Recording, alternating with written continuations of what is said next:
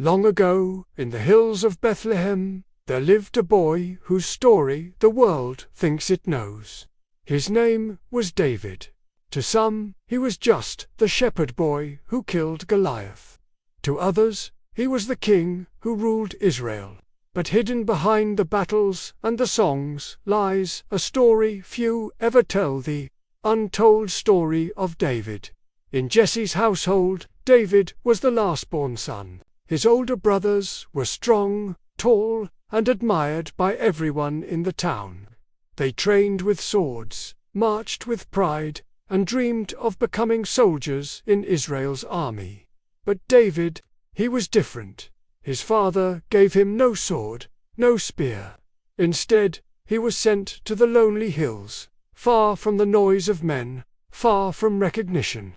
His duty was to watch over the sheep. Day after day, night after night, David stayed with the flock, forgotten when meals were served, forgotten when guests arrived, forgotten even when the prophet Samuel came to anoint a king.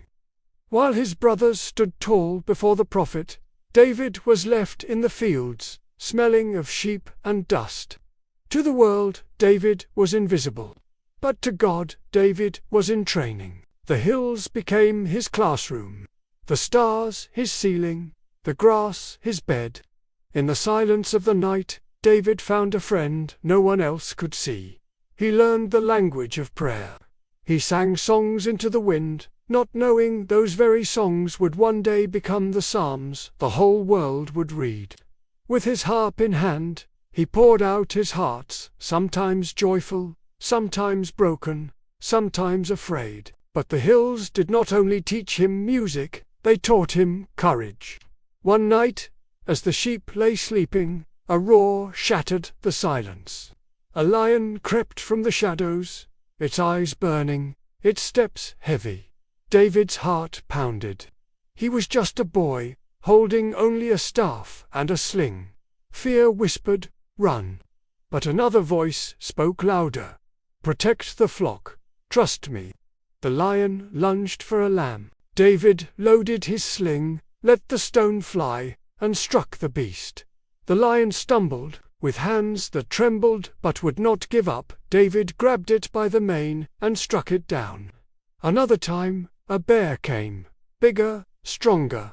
David fought again, alone, with no one to see, no applause to win, only the sheep to protect. And that was enough. These battles, fought in the dark when no one watched, prepared him for the giant the whole world would one day see. When Samuel came to Bethlehem, Jesse proudly presented his older sons. Each one looked strong, noble, kingly. But God said no. One by one, they passed before the prophet, and one by one, they were rejected. Finally, Samuel asked, "Are these all your sons?"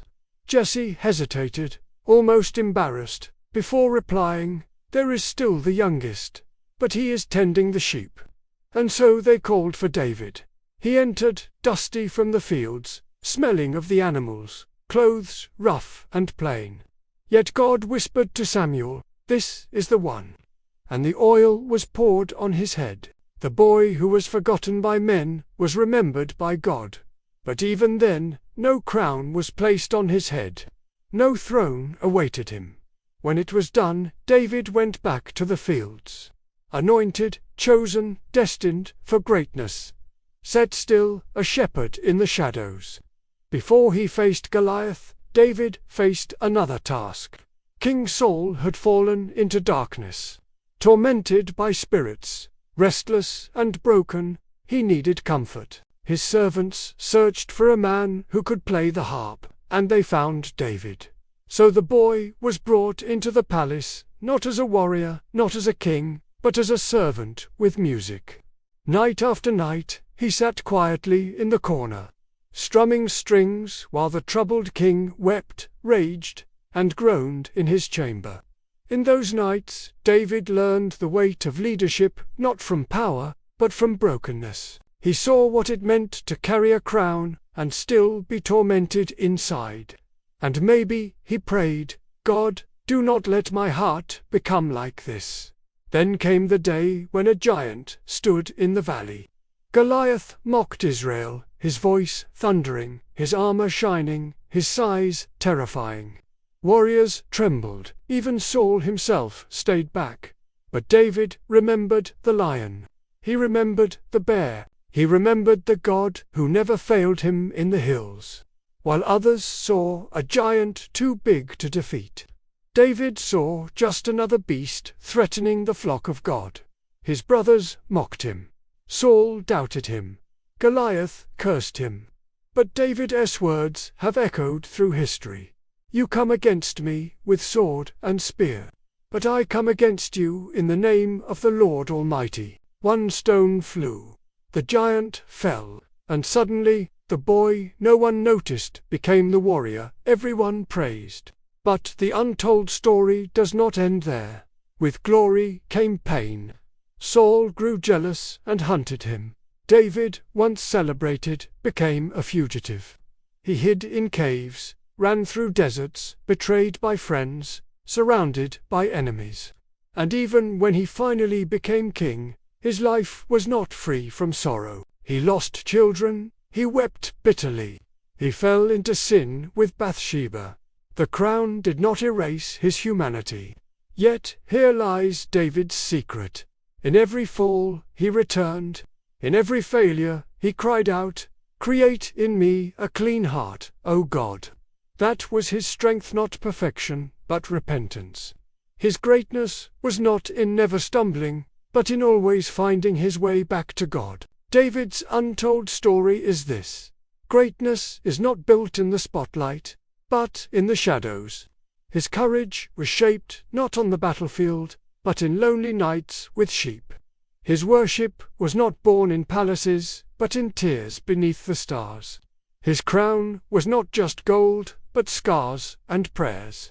He was called a man after God's own heart, not because he never failed, but because his heart never stopped turning back. And that is the story the world often forgets, that giants are defeated because of secret battles.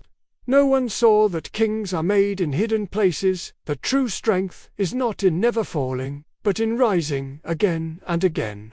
So when you remember David, do not only see the giant slayer or the mighty king. Remember the forgotten boy in the hills. Remember the trembling hands that fought lions in the dark. Remember the harp songs no one heard. Remember the tears of repentance. For his untold story is also ours, that even in silence, even in loneliness, even in failure, God is shaping something greater than we can imagine.